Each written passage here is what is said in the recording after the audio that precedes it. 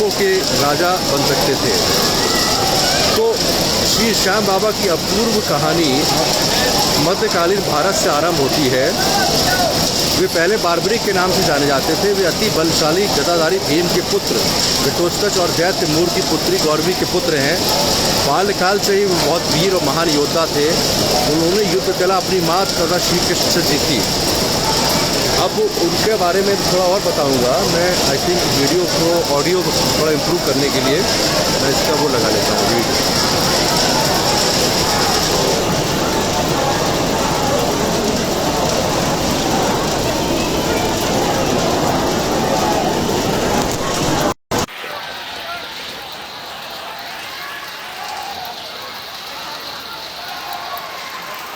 तो मैं बता रहा था कि इनकी कहानी के बारे में। ये खाटू श्याम के मंदिर के परिसर में हूँ। मेरे बहुत से दर्शन हुए हैं। तो मध्यकालीन जब द्वापर युग चल रहा था तो भगवान कृष्ण ने इनको वरदान दिया था कि कलयुग में आपका भगवान खाटू श्याम जी को खाटू श्याम जी के नाम से जाना जाएगा, बार्बरिक को। और जो भी इनके यहाँ सच्चे मन से आएगा इनके दरबार में तो उसकी सारी मनोकामनाएँ पूरी होंगी। ये भगवान कृष्ण ने इनको आशीर्वाद दिया था। अब इनकी ऐसा है कि जब कृष्ण ने ब्राह्मण भेष तो उनके युद्ध में सम्मिलित होने की इच्छा जब हुई, जब कौरवों का पांडवों का युद्ध चल रहा था तो बार्बरिक का मन हुआ कि मैं भी युद्ध में सम्मिलित हूँ। तो उन्होंने अपनी माँ से पूछा तो माँ ने कहा कि जो भी हार रहा हो उसका आप साथ देंगे। वे अपने नीले रंग के घोड़े पर सवार होकर तीनों बाण और धनुष के साथ कुरुक्षेत्र की रणभूमि पे चल पड़े। अब चूंकि इनको भगवान मान की माँ ने कहा था कि जो भी हारेगा उसका आपको साथ देना है, और ये इनको 3 बाण के साथ साथ इनको प्रसिद्धि था। अग्निदेव प्रसन्न होकर उन्होंने धनुष प्रदान किया था जो तीनों लोकों को विजय बनाने में समर्थ थे। जब भगवान कृष्ण को पता लगा कि ये कुरुक्षेत्र की तरफ आ रहे हैं तो कृष्ण भगवान ने ब्राह्मण वेश धारण कर बार्बरिक के बारे में जानने के लिए उन्हें रोका। कृष्ण भगवान को सब कुछ पता था। उन्होंने बार्बरिक के जानने में सोचा और यह जानकर उनकी हंसी उड़ाई कि वह मात्र 3 बाण से युद्ध में सम्मिलित होने आया है। ऐसा सुनकर बार्बरिक ने उत्तर दिया कि एक मात्र से के बाण से शत्रु सेना को परास्त करने के लिए पर्याप्त है। तो बार्बरिक एक्चुअली भगवान कृष्ण इनको टेस्ट कर रहे थे। वो टेस्ट ये कर रहे थे कि क्या बार्बरिक इतना बड़ा योद्धा है कि नहीं है। तो उन्होंने कहा कि तो सुनकर बार्बरिक ने उत्तर दिया कि एक बाण से शत्रु सेना को परास्त करने के लिए पर्याप्त है। ऐसा करने के लिए बाण वापस तुरी में आ जाएगा। यदि तीनों बाणों का प्रयोग में लिया गया तो पूरे ब्रह्मांड का विनाश। यह जानकर भगवान कृष्ण ने उन्हें चुनौती दी कि इस वृक्ष के सभी पत्तों को भेद कर दिखाओ। कृष्ण भगवान ब्राह्मण के वेद में थे। उन्होंने बार्बरिक को चुनौती दी कि तुम ये पीपल का पेड़ है, इसके सारे पत्ते जो कि अनगिनत हैं उसको भेद करके दिखाओ। बार्बरिक ने चुनौती स्वीकार की और अपने तुड़ी से एक बाण निकाला और ईश्वर को स्मरण कर बाण पेड़ों के पत्ती की ओर चलाया। बाण ने क्षण भर में पेड़ के सभी पत्तों को भेद दिया और श्री कृष्ण के पैर के इर्द गिर्द चक्कर काटने लगा, क्योंकि एक पत्ता उनके अपने पैर के नीचे छुपा लिया था। भगवान कृष्ण ने एक पत्ता अपने पैर के नीचे छुपा लिया था। वो एक टेस्ट कर रहे थे कि बार्बरिक इतना बड़ा योद्धा है कि नहीं है। और वो बाण जो है उनके पैरों के चारों तरफ घूम रहा था। इस पे बार्बरिक ने कहा कि आप अपने पैर को हटा लीजिए, अन्यथा ये बाण आपके पैर को भी भेद देगा। तत्पश्चात श्री कृष्ण ने बालक बार्बरिक से पूछा। बालक के रूप में था बार्बरिक वॉज एक्चुअली पौत्र थे भीम के। तो वो युद्ध में तो उन्होंने पूछा कि तुम युद्ध में जाओगे तो किसका साथ दोगे। तो बार्बरिक ने कहा कि माँ को वचन दिया है, कहा कि युद्ध में जो हार रहा होगा मैं उसी का साथ दूंगा। श्री कृष्ण जानते थे कि युद्ध में हार तो कौरवों का निश्चित है। इस कारण अगर बार्बरिक ने उनका साथ दिया तो परिणाम गलत पक्ष में चला जाएगा। तो कृष्ण भगवान को कन्फ्यूजन हो गया कि अगर बार्बरिक ने कौरवों का साथ दिया तो ये पांडव हार जाएंगे। अतः ब्रह्म स्वरूपी श्री कृष्ण ने वीर बार्बरिक के दान से अभिलाषा व्यक्त की। तो बार्बरिक से कहा कि तुम मुझे कुछ दान दोगे। बार्बरिक ने उन्हें वचन दिया कि दान मांगने को कहा। ब्राह्मण ने अपना शीश दान में मांगा। अब जो कृष्ण भगवान थे उन्होंने बार्बरिक जो कि पौत्र था भीम का, उससे उसका शीश मांग लिया दान में। वीर बार्बरिक क्षण भर के लिए अचंभित हुए, परंतु उन्होंने वचन से अजग नहीं हुए सकते थे। और वीर बार्बरिक बोले कि एक साधारण ब्राह्मण इस तरह का दान नहीं मांग सकता, अतः ब्राह्मण से अपना वास्तविक रूप से अवगत कराने की प्रार्थना की।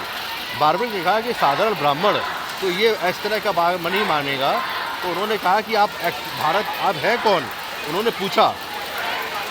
तो श्री कृष्ण ने बार्बरिक को शीश दान का कारण समझाया कि युद्ध आरंभ होने के पूर्व युद्ध भूमि पूजन के तीनों लोकों में सर्वश्रेष्ठ क्षत्रिय, अहीर, गुर्जर, जाट, मराठा और कुछ राजपूत कुल के शीश की आहुति देनी होती है, इसलिए ऐसा करने के लिए वे विवश थे।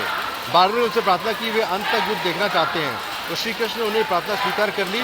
श्री कृष्ण इस बलिदान से प्रसन्न होकर बारबरी को युद्ध में सर्वश्रेष्ठ वीर की उपाधि से अलंकृत किया।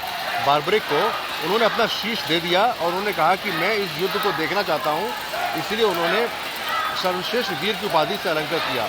उनका शीश को युद्ध भूमि के समीप एक पहाड़ी पर सुशोभित किया। युद्ध के पास उन्होंने उसके शीश को सुशोभित किया,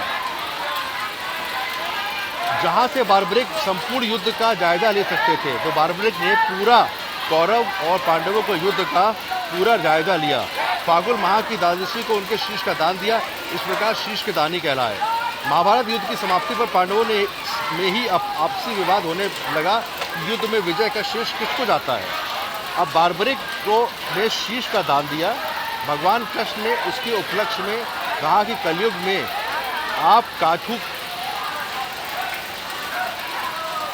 आपको नाम खाटू श्याम के नाम से जाना जाएगा और खाटू श्याम के नाम से जाना जाएगा, और ये कहा कि जो भी आपकी सच्चे मन से पूजा करेगा उसकी आपकी पूजा स्वीकार होगी, आपकी मनोकामना पूरी होगी।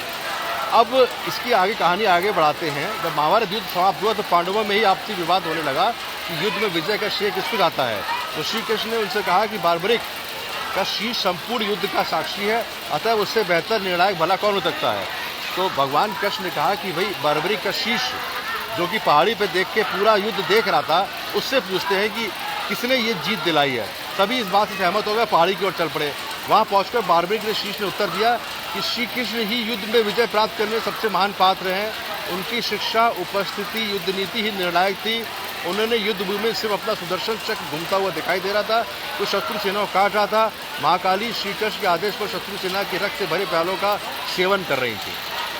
तो बारबरिक के शीश ने बताया कि उसने देखा कि श्री कृष्ण भगवान का जो सुदर्शन चक्र है वो ही शत्रु को नाश कर रहा था। तो श्री कृष्ण वीर बारबरिक के महान बलिदान से काफ़ी प्रसन्न हुए। उन्होंने वरदान दिया कि कलयुग में तुम श्याम नाम से जाने जाओगे। देखिए, बारबरिक का नाम उन्होंने श्याम दे दिया और उन्होंने इस युग में हारे हुए उस साथ देने का श्याम नाम धारण करने में समर्थ है। उनका शीश खाटू नगर वर्तमान में राजस्थान राज्य के सीकर जिला में दफनाया गया। उनका शीश, बारबरिक का शीश जो है वर्तमान में जो राजस्थान है वहाँ सीकर में दफनाया गया। उन्होंने इसे खाटू श्याम बाबा कहा जाता है, और खाटू श्याम जो है सीकर जिले में राजस्थान में है। ये श्री कृष्ण के कहने पे ही, भगवान कृष्ण के कहने पे ही इनका शीश को दफनाया गया था। एक गाय उस स्थान पे आकर रोज अपने स्तनों से दूध की धारा स्वतः ही बढ़ा रही है।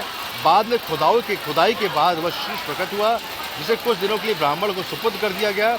एक बार खाटू नगर में राजा को स्वप्न में मंदिर निर्माण के लिए वह शीश मंदिर में सुभूषित करने के लिए प्रेरित किया गया। तदनंतर उस स्थान पर मंदिर का निर्माण किया गया। उसके बाद जो यहाँ का राजा था उसको स्वप्न में आया कि मंदिर बनाइए, और कार्तिक माह की एकादशी को शीश मंदिर में, कार्तिक माह की एकादशी को शीश को, बारबरिक के शीश को या खाटू श्याम के शीश को सुशोभित किया गया, जिसे बाबा श्याम के जन्मदिन के रूप में मनाया जाता है। मूल मंदिर 1037 ईस्वी में रूप सिंह चौहान, उनकी पत्नी नर्मदा कंवर द्वारा बनाया गया था। ये मंदिर जो है 1027 ईस्वी में 1027 यानी करीब 1000 साल हो चुके हैं। यहाँ के राजा थे रूप सिंह चौहान। मारवाड़ के शासक ठाकुर के दीवान अभय सिंह ठाकुर के निर्देश पर 1720 ईस्वी में मंदिर का फिर से जीर्णोद्धार किया गया। मंदिर इसमें वर्तमान आकार लेकर मूर्ति वैभव में प्रस्थापित है, और ये मूर्ति दुर्लभ पत्थर से बना हुआ है। खाटू श्याम परिवार को बड़ी कुशलता से है। इसका नाम बारबरिक, जो श्री खाटू श्याम के बाल के नाम से है। अब मैं आपको समराइज करता हूँ। ये बारबरिक नाम का योद्धा जो बाल काल में इतना ज़्यादा बलशाली था, उसका धनुष था, उसके बाद 3 बाण थे उनके पास। तब उनकी इच्छा हुई कि मैं महाभारत के युद्ध में शामिल हूँ। तो ऐसी बात पे जब कृष्ण को पता लगा कि ये तो बहुत बड़े योद्धा हैं, तो वो ब्राह्मण बन के उनको टेस्ट करने गए। उन्होंने कहा कि अगर तुम्हारे 3 ही बाण हैं, 3 बाण से तुम युद्ध में कैसे शामिल हो रहे हो। तो बारबरिक ने कहा कि मैं एक ही बाण से पूरा युद्ध को कर सकता हूँ समाप्त, तो 3 बाण चलाऊंगा तो पूरा लोक समाप्त हो जाएगा। तो उन्होंने उसको टेस्ट करने के लिए पीपल के पेड़ का कहा कि पीपल के पेड़ की पत्तियाँ को तुम कर सकते हो। बारबरिक ने अपना तीर चलाया और पीपल के सारे पत्तियाँ एकदम भेद हो गए। एक पत्तियाँ जो उनके पैर के नीचे था भगवान कृष्ण के, वो इर्द गिर्द बाण चलता रहा। तो उस पर बारबरिक ने कहा कि अपना पैर हटा लीजिए, नहीं तो आपके पैर को भी भेद देगा। उनको पूर्ण विश्वास हो गया भगवान कृष्ण को कि ये अगर कौरवों की तरफ से लड़े, कि उनको वचन दिया था अपनी माँ को बारबरिक ने कि जो भी सेना हार रही होगी उसकी तरफ से लड़ेंगे, और उनको कौरवों से लड़ेंगे तो ये तो पांडव को हरा देंगे और पूरा परिणाम बदल जाएगा। तो कृष्ण भगवान ने उनसे कहा कि भाई मैं ब्राह्मण हूँ तो मुझे कुछ दान दे सकते हो। तो बारबरिक ने कहा आप बताइए क्या दान देना है। तो उनका शीश मांग लिया। भगवान कृष्ण ने ब्राह्मण के रूप में उनका शीश मांगा। उस शीश को मांगने के बाद उस बारबरिक समझ गए ये ब्राह्मण कुछ और है। उन्होंने पूछा वास्तविक रूप में कौन है, तो शायद उन्होंने बताया कि मैं कृष्ण भगवान हूँ। उन्होंने अपना शीश दे दिया। लेकिन बारबरिक ने इच्छा जताई कि मैं पूरा युद्ध देखना चाहता हूँ, तो एक पहाड़ी पे उन्होंने उसका शीश लगा दिया।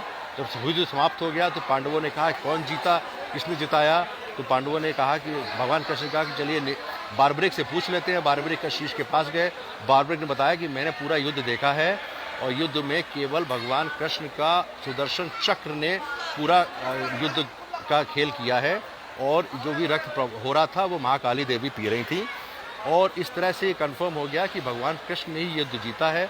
भगवान कृष्ण ने बारबरिक से इतना खुश हुए, प्रसन्न हुए कि उन्होंने उनको आशीर्वाद दिया कि आपका श्याम के नाम से जाने जाओगे।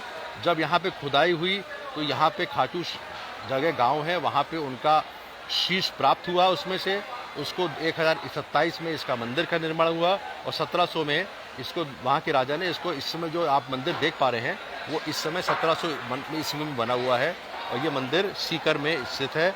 और यहाँ पे ये मनोकामना भगवान कृष्ण ने के खाटू श्याम जी को कहा था। खाटू तो जगह का नाम है, श्याम जी बारबरिक का नाम है। खाटू श्याम इसलिए खाटू श्याम बोला जाता है। तो भगवान कृष्ण ने उनको आशीर्वाद दिया था कि जो भी सच्चे मन से खाटू श्याम जी की पूजा करेगा या श्याम जी की पूजा करेगा वो उसकी सारी मनोकामनाएं पूरी होंगी। इसलिए इस मंदिर में, जो कि सीकर राजस्थान में है, देश विदेश से बाहर से लोग आते हैं। अभी मैंने देखा इतनी भीड़ थी, हमको भगवान का आशीर्वाद प्राप्त हुआ इसलिए क्योंकि मैं VIP लाइन की तरफ से देखे दर्शन करके चला आया। और अब ये एक बात और बताना चाहता हूँ इस लाइव के दौरान कि मैं जयपुर में था कॉन्फ्रेंस में, 17 तारीख है। मेरा जाने का मन था पुष्कर अजमेर, लेकिन वहाँ पे टिकट कंफर्म नहीं हुई। तो मैंने गाड़ी का हमको किसी ने राय दी, हमारे ब्रदर ने, पंकज ने, कि आप खाटू श्याम हुआ हो। तो जब आने का मन बनता है या भगवान को बुलाने का मन होता है तो ऐसे रास्ते बन जाते हैं कि आप उनके मंदिर में, दरबार में। मेरे दिमाग में बिल्कुल खाटू श्याम जी का दर्शन का बिल्कुल मन में नहीं था, लेकिन विदिन 1 आवर या 15 मिनट्स सारा चेंज हो गया। अजमेर की जगह मैं सीकर राजस्थान में दर्शन करने चला आया।